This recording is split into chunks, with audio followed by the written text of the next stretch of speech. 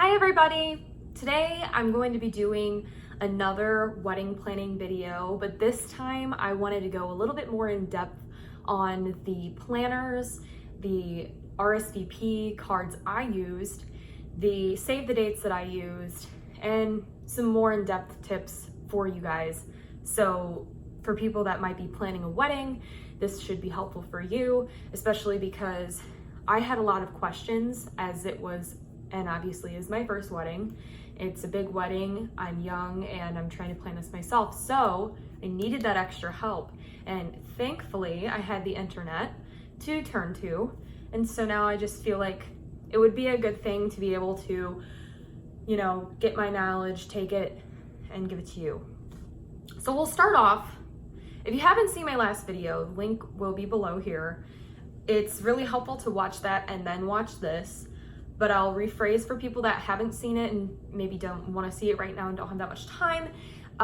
Basically, I discussed like a couple of tips on planning and how with my RSVPs, I said no plus ones because I only had a limited amount of people that I could invite and so many I could afford. So if you're wondering, how do I go about that? Like, I want to have people that have, their plus ones, but I can't afford it. So this is verbatim what mine looked like. It's the RSVP card, and in there it, I wrote their name out for them, sent these to them, and to each household actually, even if they had, like it was a married couple, each person got one of these cards so that it specified down here, please no plus ones. And it's not a negative thing to do. Everybody's gonna have their own opinions, but you have to do it the correct way. I put it in bold letters because I wanted people to understand, you can't bring somebody else. I also incorporated in here a place for them to check yes or no. And then when they needed to respond by, as well as like a little hashtag. That's what the back looked like. So these are what my RSVPs were like. And they, I had this in here. I would put this into this small envelope. I would pre-write all their information on here. And then I would put a stamp there so that all they had to do is put it in their mailbox and put the, the red thing up there. So it didn't cost them anything. With my save the dates, this is the back. I'm doing like a lavender floral. And here's the save the date for what we had. And it didn't have a lot of details, and this confused a lot of people. But to me, I felt like it was the best way to go about this because you invite so many people and not everybody can come or will come. And so why would you waste more money on the invitations if you could just save the dates out, get the amount of people that are coming, and then send invitations out? So with my RSVPs, I also gave my save the dates. In here I had a few photos of our engagement photo session that was done by my very talented Aunt Christy. And it says, our names up here, we're gonna tie the knot, the date, and the city. I didn't wanna put any specifications on this because that's what the actual invitation is for. And then with all of this, I have the bigger envelope that I put the save the date, RSVP, and the small envelope in. Stuck it all in here and mailed it off. Now, I also did this because I thought this would be a really nice touch. I purchased these things. I'm not going to show you then the other side of this because it says my address, but this one has a save the date stamp. And so this one's a stamper with my name, his name, and our address. And we had these for all of the envelopes. So I'll just show you what the save the date looks like on this one, for example.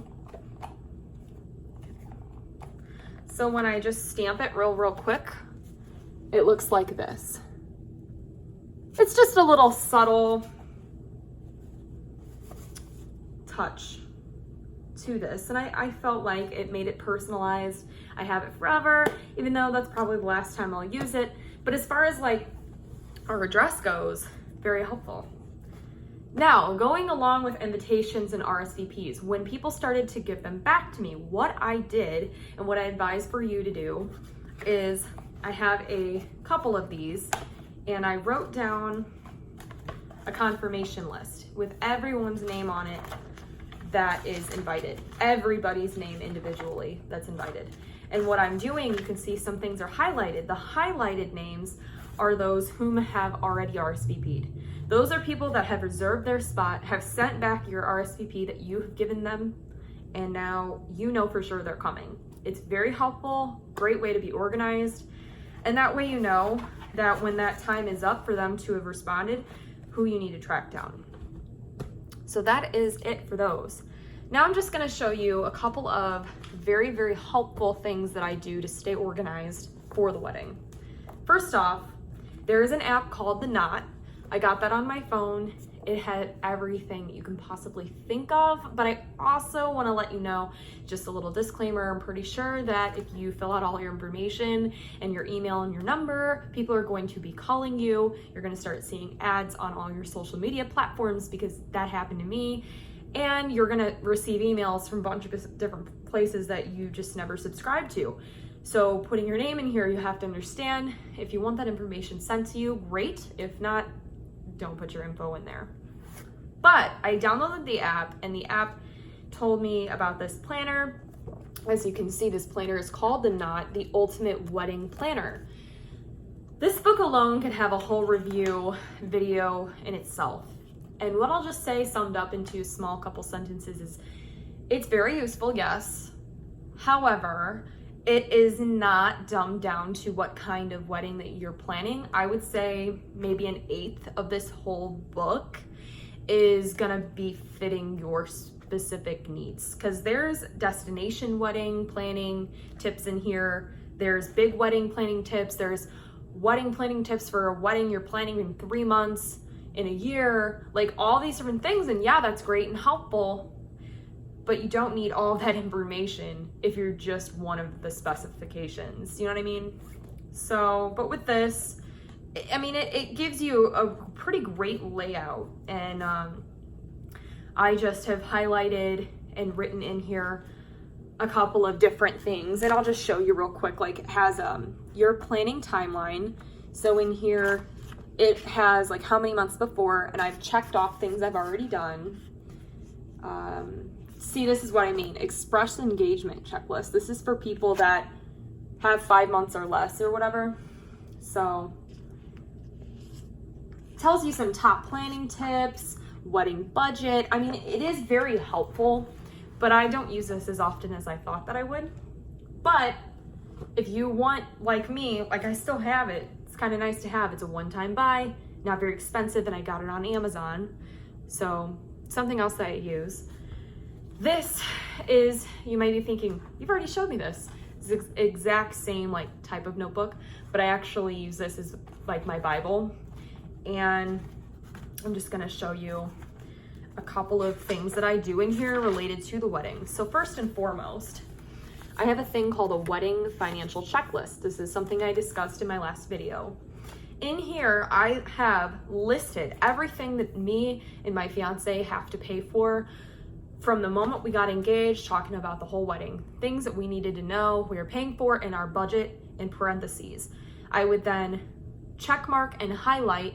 I would check mark when I knew, like it says payoff venue. I'd check mark when I knew exactly how much it was and where we were going, and I would highlight when it was completely finished and paid off.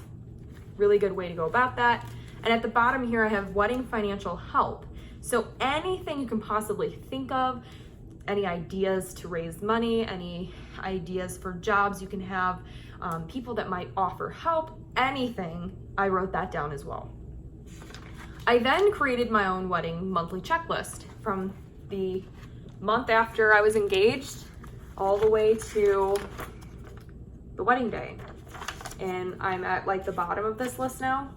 And what I did is I wrote 3 things for each month that I knew I needed to get done. And so that way I didn't cram myself into having to plan this whole wedding in a couple of months. I was able to do it over a span of time.